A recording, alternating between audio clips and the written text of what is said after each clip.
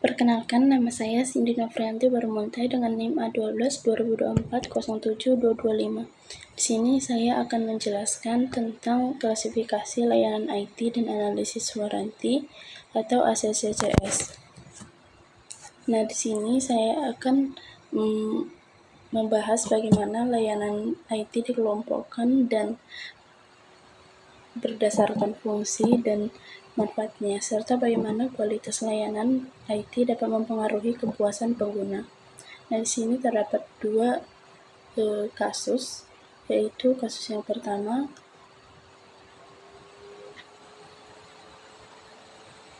nah, di sini ada Puskom perguruan tinggi. Pada studi kasus yang pertama ini terdapat sebuah perguruan yang memiliki unit Puskom,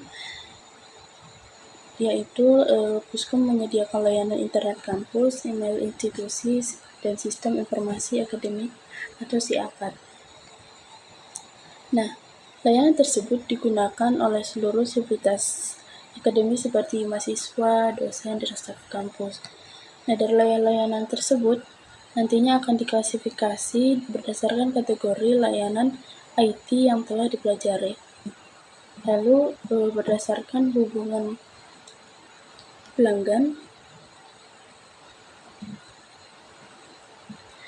Nah, di sini ada menjelaskan tentang berdasarkan hubungan antara penyedia layanan dan pelanggan.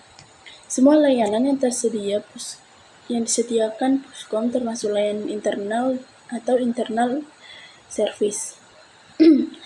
Mengapa disebut layanan internal? Ya, karena penyedia layanan yaitu Puskom dan pengguna layanan masih berada dalam organisasi yang sama, yaitu universitas. Contohnya seperti internet kampus, email institusi, dan SIAKAD yang hanya digunakan untuk kebutuhan internal kampus. Jadi layanan ini dibuat untuk mendukung kegiatan akademik dan operasional di lingkungan universitas, bukan untuk pihak luar. Lalu berdasarkan interaksi dengan pengguna. Nah, di sini pada slide ini dibahas tentang Customer Facing IT Service. Customer Facing IT Service adalah layanan yang digunakan langsung oleh pengguna. Pada kasus ini, email institusi dan SIAKAD termasuk Customer Facing Service. Mengapa? Karena mahasiswa dan dosen menggunakan layanan tersebut secara langsung untuk aktivitas akademik. Contohnya seperti komunikasi melalui email, melakukan KRS, melihat nilai, dan melihat jadwal kuliah. Jadi, pengguna dapat langsung merasakan fungsi dan manfaat dari layanan tersebut. Lalu, berdasarkan manfaat layanannya, nah, di sini ada layanan yang dibagi menjadi 3 bagian, yaitu Core Service, Enabling Service, dan Enhancing Service. Yang pertama adalah Core Service. Core Service ini merupakan layanan utama yang paling penting bagi pengguna. Pada kasus ini, SIAKAD termasuk Core Service karena menjadi layanan utama dalam kegiatan akademik seperti KRS, absensi, dan melihat nilai. Kemudian internet kampus termasuk Enabling Service. Mengapa? Karena internet membantu layanan utama agar dapat berjalan dengan baik. Tanpa internet, pengguna tidak dapat mengakses SIAKAD maupun email. Dan selanjutnya, email institusi termasuk Enhancing Service, karena email memberikan nilai tambah dalam komunikasi akademik sehingga informasi dapat disampaikan dengan lebih cepat dan resmi. Nah, jadi kesimpulannya ialah dari studi kasus pertama adalah setiap layanan memiliki fungsi yang berbeda. SIAKAD menjadi layanan inti dalam aktivitas akademik, Internet berfungsi sebagai layanan pendukung agar sistem dapat berjalan dengan lancar, sedangkan email berfungsi menjadi layanan tambahan yang membantu komunikasi akademik. Pengelompokan layanan IT membantu kampus menentukan prioritas layanan dan meningkatkan kualitas sistem yang digunakan. Nah, untuk studi kasus yang kedua, yaitu tentang toko bagus. Di sini toko bagus itu tentang kasus e-commerce, ya. Permasalahannya yang terjadi adalah website sering lambat saat jam sibuk dan pernah mengalami down selama 2 jam.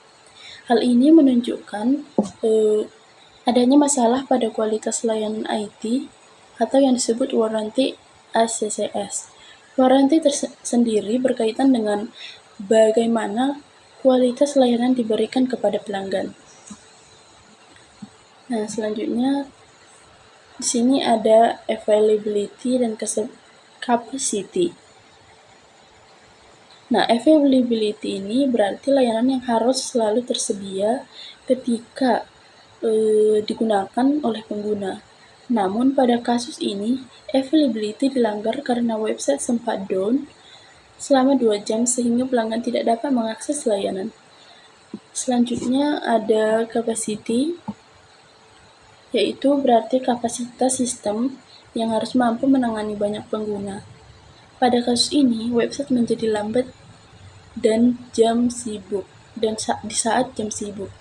Hal tersebut menunjukkan bahwa kapasitas server atau sistem belum mampu menangani banyak akses secara bersamaan.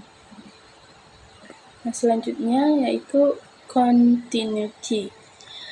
Continuity berarti layanan harus cepat pulih ketika terjadi gangguan. Namun pada kasus ini, sistem membutuhkan waktu lama untuk kembali normal.